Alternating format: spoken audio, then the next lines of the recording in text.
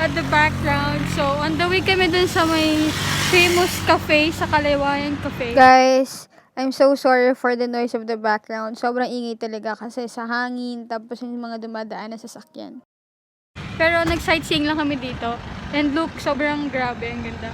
Although mataas, so recommended talagang maaga kayo pumunta dito. Kasi kapag mga tanghali na, traffic kayo, tapos late na din. Ayun, ang ganda oh.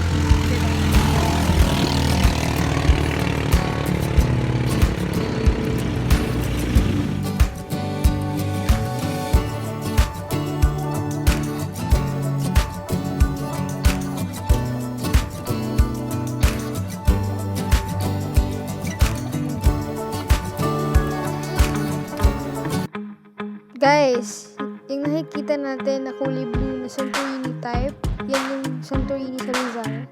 Santorini-inspired resort daw yan. So, ayun. Guys, Tagaytay feels dito, guys. Ang lamig, isang hangin, sobra, legit. Yan na yung binyahin namin ng 34 kilometers. Ayun na yun. Here we go, guys. So, as you can see, sa pagpasok nyo ng veranda, ito una nyo makikita yung overlooking restaurant nila. So, guys, nandito kami ngayon sa La Francos Fernandez. Hindi namin alam basta yun. Ayan, yun yung view. So, picture sa gilid. Ayan. Tapos sa harap namin yun yung pinaka. Dito naman guys, literal na ayan lang talaga yung makikita nyo lahat. Kasi pa yung restaurant. So, ayan. Hi guys, ayan. Ito yung view sa baba. Pero hindi na tayo bababa kasi sobrang scary. Ayan, kasi ito yung kainan. Ayan yung restaurant pala. Tapos, sakto lang pala yung food guys. Hindi siya ganoon kasarap. Hindi naman siya, hindi kasarap. Pero, hindi ko masabing sulit yung 1.5 to binayad na. Pero, okay lang.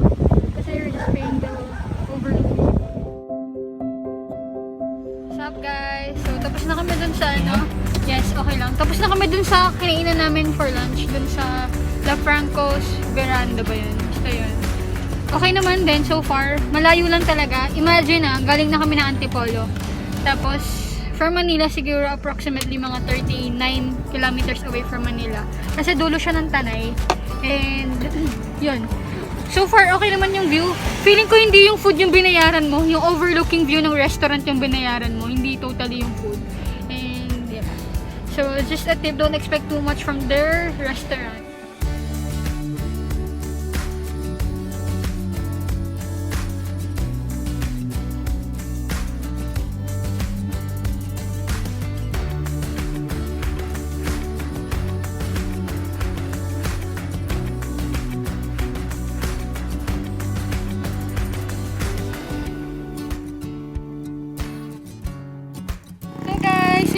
Kaming overlooking ulit na isa pa. Ito yung hindi namin alam, nakita lang namin yung the farm, ano yun? The Pills Farm. So, ayan, actually madaming naka-park. Farm siya nakalagay. Farm. So, ayun, tignan natin kung ano yung, may nakita kasi kami kanina naka-red gown siya. So, baka nag-prepare na for her wedding. Pero bakit red? Charot. Ayun. Tapos may mga campers dun sa dulo. And yes, ang daming kotse na naka-park kasi overlooking siya. And maganda din talaga dito pumunta. Tapos yun. Tagarin ko na yung top ko. So, malamig din dito. Ayan. So, ito yung view.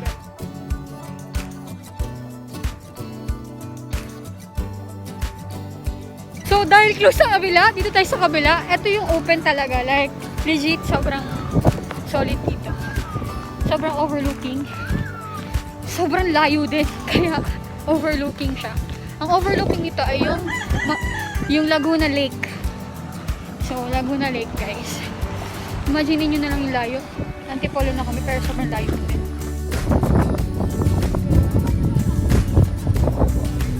Ayun!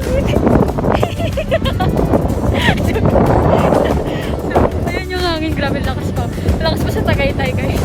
Ayun. Hi, ate. Grabe dito. Ganda. Oh, sunset na, guys. So,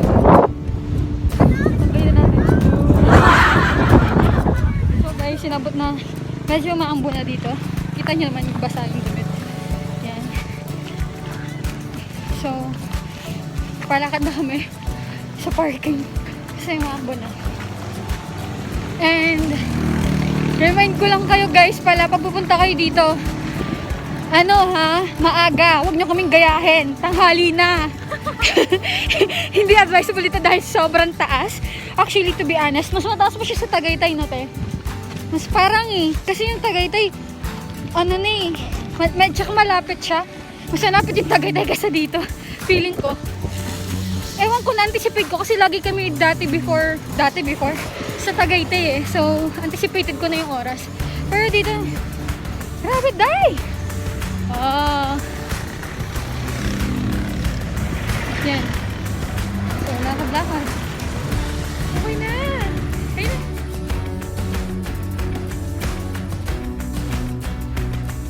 Ano, kitang-kita yung sunset. You know, I love sunset. Yes.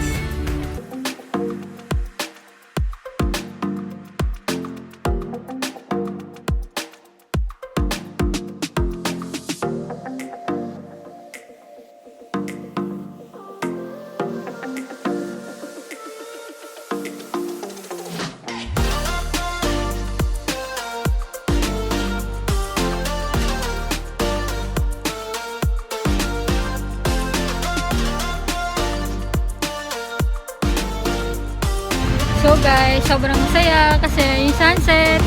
On the way home, nakikita ko yung sunset. Sobrang solid.